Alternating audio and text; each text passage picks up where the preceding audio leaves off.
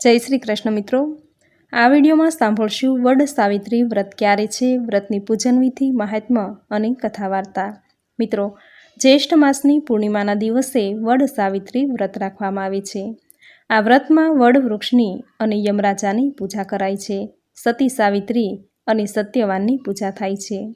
આ વ્રતમાં વડ વૃક્ષની પૂજા કરાતી હોવાથી આ વ્રતને વડ સાવિત્રી વ્રત કહે છે તથા સતી સાવિત્રીએ પોતાના મૃત પતિનું યમરાજા પાસે જીવત દાન માંગ્યું હતું। આથી જ આ વ્રતને વટ સાવિત્રી વ્રત કહે છે। પતિના લાંબા આયુષ્ય, નિરોગી જીવન અને ઘર પરિવાર તથા બાળકોની સુખાકારી માટે સૌભાગ્યવતી સ્ત્રીઓ 16 શણગાર સજી વડ વૃક્ષની પૂજા કરીને આ વ્રત કરે છે અને પ્રભુને પ્રાર્થના કરે છે કે હે પ્રભુ, મારા પતિને લાંબુ આયુષ્ય આપજો, નિરોગી જીવન આપજો, મારા ઘર પરિવાર બાળકોની રક્ષા કરજો, સુખાકારી જીવન આપજો। આ વ્રત કરવાથી, વડ વૃક્ષની પૂજા કરવાથી ત્રિદેવના આશીર્વાદ પ્રાપ્ત થાય છે। સ્ત્રીનું સૌભાગ્ય અખંડ રહે છે। જીવનના તમામ કષ્ટ સંકટ દૂર થાય છે। આરોગ્ય સૌભાગ્યની પ્રાપ્તિ થાય છે। તો મિત્રો, આ હતું વટ સાવિત્રી વ્રતનું મહાત્મ્ય। હવે જાણીશું કે વડ સાવિત્રી વ્રત ક્યારે કરવાનું છે। મિત્રો, હિન્દુ પંચાંગ અનુસાર જ્યેષ્ઠ માસની પૂર્ણિમા તિથિનો પ્રારંભ થાય છે 3 જૂન 2023 સવારે 11:16 અને તિથિ પૂર્ણ થાય છે તારીખ 4 જૂન 2023 સવારે 9:11। આથી વડ સાવિત્રી પૂર્ણિમાનું વ્રત કરવાનું રહેશે તારીખ 3 જૂન 2023 શનિવારે। તો મિત્રો, આ હતું વડ સાવિત્રી વ્રત ક્યારે કરવાનું છે। હવે જાણીશું વડ સાવિત્રી વ્રતની પૂજા વિધિ। વડ સાવિત્રી વ્રતની પૂજા વિધિમાં પૂજા સામગ્રીનું ખૂબ જ મહત્વ હોય છે। પૂજા સામગ્રી એક દિવસ અગાઉ જ તૈયાર કરી લેવી। સામગ્રીમાં સૌભાગ્ય ચિહ્નની દરેક વસ્તુ લેવાની હોય છે, જેમ કે બંગડી, સિંદૂર, ચાંદલો, મહેંદી, સાડી અથવા તો કાપડ કે પછી બ્લાઉઝ પીસ, તેમજ અન્ય સામગ્રી જેમ કે સૌભાગ્યની નિશાની હોય તે દરેક સામગ્રી લેવી। ત્યાર પછી પૂજાપામાં અબીલ, ગુલાલ, કંકુ, હળદર, નાડાછડી, સાવિત્રી દેવીને અર્પણ કરવા માટે ચૂંદડી, અગરબત્તી, કપાસની દિવેટ, શુદ્ધ ઘી વાળી લેવી, કપૂર, તાજા પુષ્પો, પાણીનો કળશ, પંચામૃત, શ્રીફળ, પૂજા કરાવનાર બ્રાહ્મણને આપવા માટે ચોખા, ઘઉં, યથાશક્તિ દક્ષિણા, આ દરેક પૂજા સામગ્રી પૂજા કરવા માટે લઈ જવી, જે આગળના દિવસે જ તૈયાર કરી લેવી, જેથી વ્રતના દિવસે અમુક સામગ્રી ભૂલાઈ ન જાય। જેઠ સુદ પૂર્ણિમાના દિવસે વ્રત સાવિત્રી વ્રતનું પૂજન કરાય છે। આ પૂજામાં વડ વૃક્ષની પૂજાનું વિશેષ મહત્વ છે। આથી વ્રત કરનારે પૂર્ણિમાના દિવસે સૂર્યોદય પહેલાં ઉઠી જવું, સ્નાન આદિ કાર્યથી પરવારી લાલ અથવા પીળા રંગના વસ્ત્ર પહેરી 16 શણગારથી સજ્જ થવું। ઘરના મંદિરમાં ભગવાન શ્રી ગણેશ ઈષ્ટદેવની પૂજા કરવી, પતિના લાંબા આયુષ્ય માટે પ્રાર્થના કરવી, ઘરની નજીક અથવા કોઈ મંદિરે જઈ જ્યાં વડ વૃક્ષ હોય ત્યાં પૂજા કરવા જવું। સૌપ્રથમ વડ વૃક્ષની પંચામૃતથી પૂજા કરવી, શુદ્ધ ઘીનો દીવો કરી અગરબત્તી કરવી, શુદ્ધ જળ, અબીલ, ગુલાલ, ચંદન, હળદર, કંકુથી પૂજન કરવું। આ રીતે પૂજા કરી બ્રહ્મા, વિષ્ણુ અને મહેશ આ ત્રણેય દેવને પોતાના પતિના લાંબા આયુષ્ય, નિરોગી જીવન અને વંશવૃદ્ધિ માટે પ્રાર્થના કરવી। કારણ કે વડના મૂળમાં બ્રહ્માજીનો વાસ છે, થડમાં વિષ્ણુનો વાસ અને ઉપરના ભાગમાં ભગવાન શંકરનો વાસ હોય છે। આથી વડની પૂજા અર્ચના પ્રાર્થના કરી ધૂપ, દીપ, આરતી કરવી। ત્યારબાદ સૂતર લઈ વડની 108 પ્રદક્ષિણા કરવી। પ્રદક્ષિણા કરતા સમયે ઓમ નમો ભગવતે વાસુદેવાય આ મંત્રનો જપ કરવો। આ રીતે પૂજા કરી સાવિત્રી દેવીને નમસ્કાર કરવા, તેના જેવી પવિત્રતા જીવનમાં આવે તેવી પ્રાર્થના કરવી, સૌભાગ્યની વસ્તુ અર્પણ કરવી। પૂજા કરાવનાર ગોર મહારાજ કે બ્રાહ્મણને ચોખા, ઘઉં કે પછી શક્તિ મુજબ દક્ષિણા અર્પણ કરવી। સાવિત્રી દેવીને જે સૌભાગ્ય ચિહ્ન વસ્તુ ચડાવી હોય તે ગોરાણીમાને અર્પણ કરી દેવી। આમ વડ વૃક્ષની પૂજા અર્ચના કરી પતિના લાંબા આયુષ્યની કામના કરવી। આ વ્રત 5, 7 કે 9 વર્ષ કરી વ્રતનું ઉજવણું કરવું। ઉજવણામાં જેટલા વર્ષ વ્રત કર્યું હોય એટલા દંપતીને ભોજન માટે આમંત્રણ આપવું। ભોજનમાં મુખ્ય ખીર, ચણાનો પ્રસાદ બનાવવો તેમજ સૌભાગ્ય ચિહ્ન વસ્તુ અર્પણ કરવી। આ રીતે વ્રત કરવું। વ્રતના દિવસે સાવિત્રી દેવીની કથા સાંભળવી, જે સાંભળવાનો ખૂબ મહિમા છે। તો મિત્રો, આ હતું વડ સાવિત્રી વ્રતની પૂજન વિધિ, સામગ્રી, મહિમા અને ઉજવણાની વિધિ। હવે સાંભળશું વ્રતની કથા। બોલો માં સાવિત્રી દેવીની જય। અશ્વપતિ મદ્ર દેશના ધર્મશીલ રાજા હતા। તેની પત્ની માલતી પણ એક પતિવ્રતા સ્ત્રી હતી. આ દંપતીને નિસંતાનપણાનું દુઃખ હતું. વશિષ્ઠ મુનિની આજ્ઞાનું પાલન કરી માલતીએ સાવિત્રી દેવીની આરાધના અને ઉપાસના કરી, પરંતુ દેવીના દર્શન નહીં થયા. તેથી અશ્વપતિએ પુષ્કર ક્ષેત્રમાં ભગવતી સાવિત્રીની એકાગ્ર ચિત્તે તપસ્યા કરી તેમને દેવીના દર્શન થયા. નારદજીએ અશ્વપતિને આ વિધિ વિધાન કહી સંભળાવ્યું. નારદજીના કહેવાથી અશ્વપતિ અને રાણી માલતી બ્રહ્માની પરમ શક્તિ સાવિત્રીનું વ્રત કરવા લાગ્યા. દેવીએ પ્રસન્ન થઈને કહ્યું કે તમારે ત્યાં પુત્રીનો જન્મ થશે. સાવિત્રી દેવીના અંશ જેવી જ કન્યા તેમને ત્યાં જન્મી, તેથી તેનું નામ રાજાએ સાવિત્રી રાખ્યું. લક્ષ્મી સમાન આ કન્યા અતિ સુંદર હતી.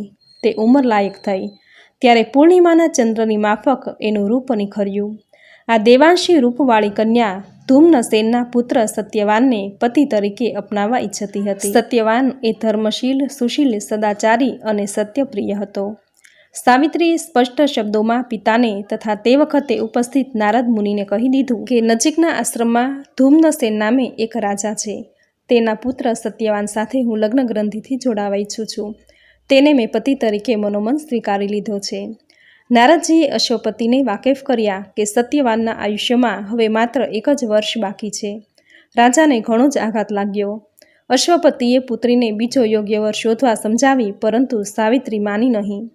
દેવયોગે રાજ્યથી ભ્રષ્ટ થયેલ અને તપોવનમાં જ પોતાનું જીવન વ્યતીત કરનાર સત્યમય સ્વભાવવાળા ધૂમ્નસેન તેનું રાજ્ય છીનવાઈ ગયું હતું તેમને અશ્વપતિ મળે છે. અશ્વપતિ સાવિત્રી સાથે ધૂમસેનના આશ્રમમાં આવ્યા.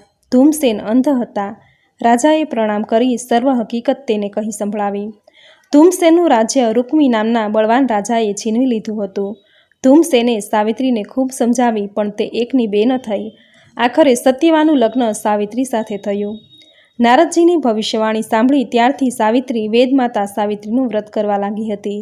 તે મનોમન નિર્ણય કરીને પોતાના સ્વામીનું મૃત્યુ અમુક દિવસે છે, તેથી દિવસો ગણવા લાગી. નારદજીએ કહ્યું હતું, હે રાજન, આ કમલ નયના અને દેવકન્યા જેવી સુશોભના છે, છતાં તમે તેના લગ્ન શા માટે નથી કરતા? ત્યારે અશ્વપતિ કહે છે, હે મુનિવર્ય, મારી પુત્રી લાવણ્યવતી અને ખૂબ જ સૌંદર્યવતી છે. તેના સ્વરૂપવાન આગળ કોઈ રાજવીઓ સાવિત્રીના હાથનું માગું કરવાનું સાહસ કરી શકતા નથી.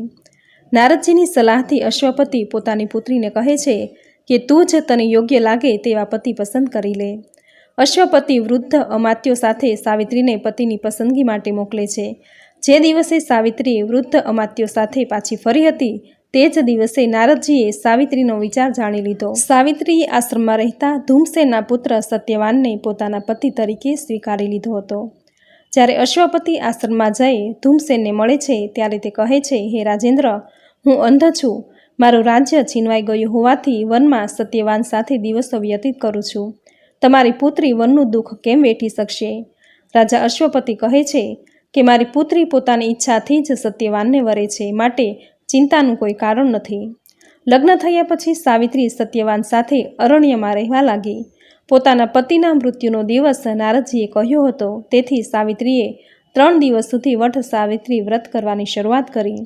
સાસુ સસરાની સેવાની સાથે વ્રત પણ કર્યું. સત્યવાન જંગલમાં સમિત લેવા જાય છે ત્યારે સાવિત્રી સાસુ સસરાની સંમતિ લઈ સત્યવાનની સાથે જંગલમાં જાય છે. સાવિત્રીએ 3 દિવસ વ્રત કર્યું છે, તેથી ચંદ્રોદય સમયે ભોજન લેવા નિર્ણય કર્યો હતો.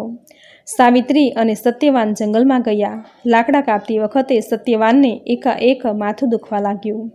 ઘેઘોર વટવૃક્ષ નીચે પતિનું મસ્તક ખોળામાં રાખી તે સેવા કરતી હતી.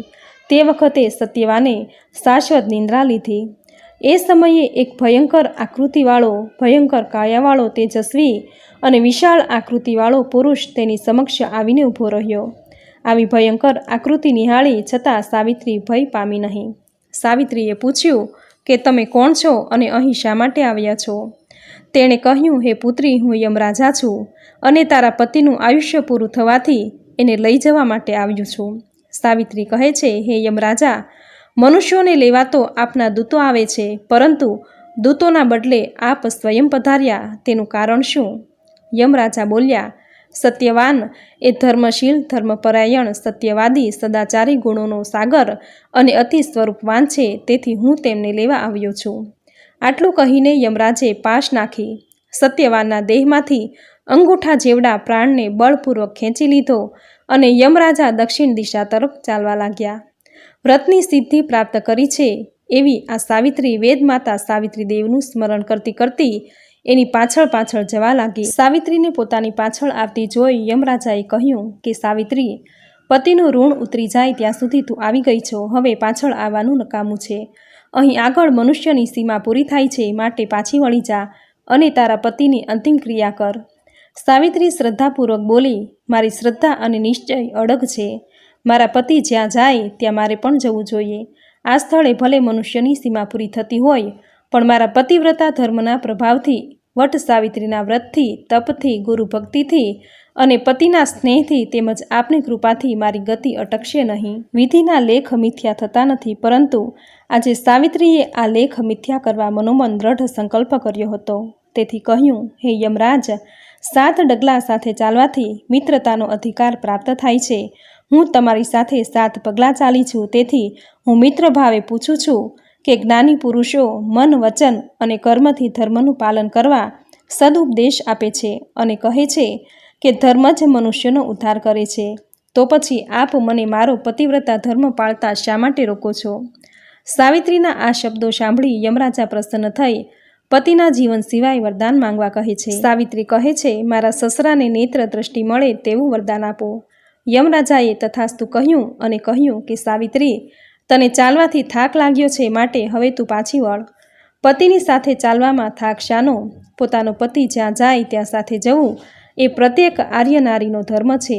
આપનો આ સત્સંગ નકામો જશે નહીં, કારણ કે સત્પુરુષનો સત્સંગ કદી નકામો જતો નથી. યમરાજા સાવિત્રીની આ વાતથી ખૂબ પ્રસન્ન થયા અને પતિના જીવન સિવાય બીજું વરદાન માંગવા કહે છે. સાવિત્રીએ નમ્ર ભાવે કહ્યું, હે યમરાજા, મારા સસરાએ ગુમાવેલું રાજ્ય તેમને પુનઃ પ્રાપ્ત થાય અને મારા પતિ આપના ધર્મને લીધે મારો ત્યાગ ન કરે તેવું વરદાન આપો. યમરાજાએ ઉતાવળમાં ને ઉતાવળમાં કહી દીધું કે તારા સસરાને ગયેલું રાજ્ય અવશ્ય પ્રાપ્ત થશે અને તારો પતિ સબ ધર્મનું પાલન કરશે. હવે તું પાછી વળ. સાવિત્રીએ કહ્યું, હે યમરાજા, આપ સર્વને નિયમમાં રાખો છો, તેથી આપનું નામ યમ છે. સર્વ પ્રાણી માત્ર પર દયા રાખવી અને શરણાગતિની રક્ષા કરવી એ મનુષ્યનો પરમ ધર્મ છે. માટે શરણે આવેલી આ સાવિત્રીની રક્ષા કરો. યમરાજાએ પતિના જીવન સિવાય ત્રીજું વરદાન માંગવા કહ્યું. મારા માતા પિતાને પુત્ર નથી, તો તેમનો વંશવેલો ચાલુ રહે તેવું વરદાન આપો. તારા માતા પિતાને 100 પ્રતાપી પુત્ર થશે. હવે તું પાછી વળી જા, એવું યમરાજાએ કહ્યું. હું આપના વિશ્વાસે જ ચાલી આવી છું. મારા પર કૃપા કરો, મને 100 પરાક્રમી પુત્રો પ્રાપ્ત થાય એવું વરદાન આપો. સાવિત્રીએ 2 કર જોડી યમરાજાને વિનંતી કરી અને યમરાજાએ તથાસ્તુ કહ્યું. આપનું વચન સત્ય થાય એ જ માંગુ છું. આપે મને 100 પરાક્રમી પુત્રો થાય એવું વચન આપ્યું છે, પણ જો તમે મારા પતિને લઈ જશો તો હું 100 પુત્રો ક્યાંથી પ્રાપ્ત કરીશ? માટે મારા પતિને જીવતદાન આપો, નહીંતર આપનું વચન મિથ્યા જશે. યમરાજા બોલ્યા, હે સતી, જા, તારા પતિને જીવતદાન આપું છું. તારા પતિનું આયુષ્ય 400 વર્ષનું થશે. યમરાજાના આશીર્વાદ લઈ સાવિત્રી પાછી ફરી. ઘેઘૂર વટવૃક્ષ નીચે પોતાના પતિનો દેહ હતો ત્યાં તે એકદમ આવી પહોંચી. સત્યવાનનું મસ્તક સાવિત્રીએ ખોળામાં લીધું. થોડી વારે સત્યવાન જાગી ઉઠ્યો. સાવિત્રીનું હૃદય પતિને જીવતદાન મળ્યું તેથી પુલકિત બન્યું. સત્યવાને કહ્યું, આજે તો મને સરસ મજાનું સપનું આવ્યું. તારો અને યમરાજાનો કંઈક સંવાદ ચાલી રહ્યો હતો. સાવિત્રીએ સર્વ હકીકત કહી સંભળાવી કે તમારું સ્વપ્ન સાચું છે. સત્યવાનના પિતાએ જંગલમાં પુત્ર અને પુત્રવધૂને શોધવા દોડાદોડ કરી મૂકી. તેમને નેત્ર દ્રષ્ટિ પ્રાપ્ત થઈ હતી, તેથી તેઓ આશ્ચર્ય અનુભવી રહ્યા હતા. થોડી વારે સત્યવાન અને સાવિત્રી આશ્રમમાં આવી પહોંચ્યા. માતા પિતાને પ્રણામ કરી સર્વ હકીકત કહી સંભળાવી. પિતાને દ્રષ્ટિ મળી તેનું કારણ પુત્રવધૂના વ્રતનું પરિણામ છે તે સમજાયું. એટલામાં એક રાજદૂત અહીં આવી પહોંચ્યો. તેણે સમાચાર આપ્યા કે આપણું રાજ્ય રૂક્મી નામના રાજાએ છીનવી લીધું હતું, તેના પર પડોશી રાજાએ ચડાઈ કરી પાછું મેળવી લીધું છે. તેણે આપને આપણું રાજ્ય સંભાળી લેવા આમંત્રણ આપ્યું છે. ધૂમસેન, સત્યવાન અને સાવિત્રીએ ત્યાં જઈ સુખેથી દિવસો પસાર કર્યા અને ધૂમસેને રાજ્યકાર સંભાળી લીધો. સાવિત્રી દેવીની કૃપાથી સાવિત્રીના પિતાને 100 પરાક્રમી પુત્રો થયા. સાવિત્રી પણ યમરાજના આશીર્વાદ અનુસાર 100 પુત્રોની માતા બની. આ પ્રમાણે જેઠ મહિનાની પૂર્ણિમાનું વડ સાવિત્રી વ્રત મહાત્મ્ય કથા સંપૂર્ણ. બોલો સાવિત્રી દેવીની જય.